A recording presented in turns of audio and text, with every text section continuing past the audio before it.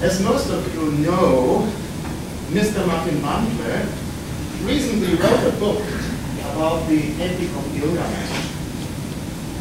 And that book was of course in German, so you can't read it, but you should know that the Epic of Gilgamesh is originally written in Hittite. So, Mr. Bandle, could you please stay up? Mr. Bandle, could you please read that? Read that for us, please. Sorry, I can't read Hittite. Ladies and gentlemen, did you hear that? Repeat it for us, please. I can't read Hittite, sorry. He can't read Hittite, ladies and gentlemen. He wrote a book about the... Thank you, you can sit down. And he wrote a book about the interpretation of the Gilgamesh epic. Ladies and gentlemen, what would you think about such a book? And now I'm going to tell you the real story about the Gilgamesh. And that's how somebody, 3 years ago, at an archaeological meeting, started his presentation. Familiarize with the room and the technique in the room. That means you should know how to use your pointer. Because it's really bad if you go to the next slide and then, oh sorry, the wrong button. So familiarize yourself. Don't start speaking while you're still walking to the place where you would like to start your presentation. That's just not nice. You should first walk, so the chairperson introduces you, so you walk. Look for half a second to your audience, and then you thank the chairperson, and then you say hello to your audience. So thank the chairperson, and that's the reason why I said thank you, Mr. Chairperson. Of course, I could have said the name of the chairperson, whatever you prefer.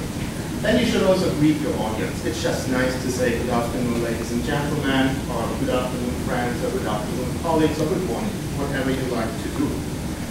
Then you should start with a joke or a statement. Then you should also give an outline of the presentation. You remember I gave you an outline of the presentation, and that is always helpful, so that the people who are listening to you really know. I'm sorry, I'm in the presentation.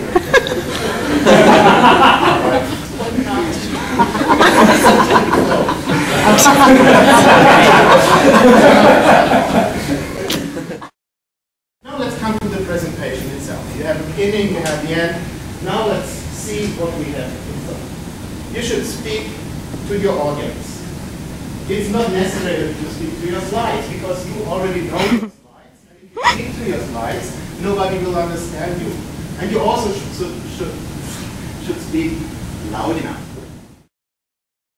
Then you should avoid colloquial language. So you shouldn't start, hey guys, I'm giving a talk about, well, you know what I'm working about. That's not nice. Things like that happen. And I think you need to be 70 or 80, a really standing scientist in your field, then you can speak like that. Another rule is, with each equation, you're losing roughly 1/3 of your audience. Because people just think, oh my dear, what's that? And they usually can't follow the equation unless you really explain every line of it. When I explain that slide, I roughly need 5 minutes to explain that slide. And I'm explaining every line so that I'm sure that everybody in the audience understands what I want to say. There's only one exception. There's only one equation you can always use. It's this equation, because really everybody uses it. And since, and I'm coming back to Dale's presentation, after last week I think we are also allowed to use that equation. It looks a little bit different from the version that Dale used, but I think all of you know in the meantime, this is the Schrödinger equation. So usually when you use equations you must be careful, because not everybody understands the equation. Then, and I think I already said that, okay. You can use a concept which is used TTT. The TTT concept says, touch the screen or use the pointer, and you turn back to your audience and then you speak. As I said before, you should not speak to your slides. because the slides already know what you want to say. So touch, turn, talk, that's a concept in presentations. Keep your features to a minimum. You see it very often, especially from colleagues coming. The more, that's my impression, the more from the southeast people are coming to give presentations, the more features you see. And this is nothing your audience wants to see. This would be something for selling a car or selling a truck or something like that. Of course, I know we are selling information. We are selling knowledge. But it's also I will sell it. Then you should not use more than 3 fonts on one page. It's just people get unconcentrated if you're using too many fonts on a page. And you should always stay in a font family. That means here I'm changing completely the families. Yeah. And that's what you should avoid. And then there's one font. It's the worst font I know of. And it's very often used in presentations. Nobody knows why. This font. The font Comic-Soft was made by a Microsoft person just for comics. And he wanted that font to be funny. If you're giving a presentation with Comic-Soft, well, it just looks funny. So that's a font you should avoid. And I recently saw a paper of the person who made the font. He said it was his biggest mistake. He didn't expect that people would use it so often. The reason is it was so with one of the first Microsoft Office versions. And people just liked it because the other fonts were not that nice. That is an excellent. Keep your slides organized. That means you should line up graphs and you should line up text. Sometimes you see presentations, one graph starts here, the other one here, the next one here, or the lines are starting somewhere here, and there. Jessica used another technique. She used that circle technique, the other way down.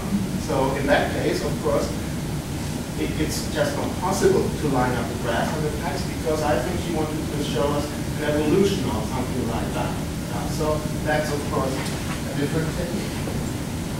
And of course, you should not overload your slides with graphs. We see that also very often, that people have a small slide here, a small graph here, then the next one here, here, here, and here, and at the end, you are absolutely confused with what you see. The better thing is, if you're having a couple of slides, you then use an inset, or larger, or you use a second slide. Okay. Then at the end of your presentation, you should avoid something like the slide questions. Because try to imagine you're over time. And your slide question comes and the chairperson says, thank you very much, Christian, for your presentation. We don't have time for questions on the next presenter, please. Want to thank all my students in 21 years who told me what I should optimize, what I need to correct, and who gave bad presentations. They didn't give bad presentations, just presentations that could be improved. All my colleagues in all those different meetings that I attended, and especially the old photocopiers, you know, where you had to put in your slides and then it got somehow jammed up and you were standing there or your colleagues were standing there. But especially Microsoft. Because with PowerPoint, presentations significantly improve. And when speaking about Microsoft, I should include Oracle as well. And of course, I thank you for being here and listening to me, and you for giving me the opportunity to speak today. Thanks.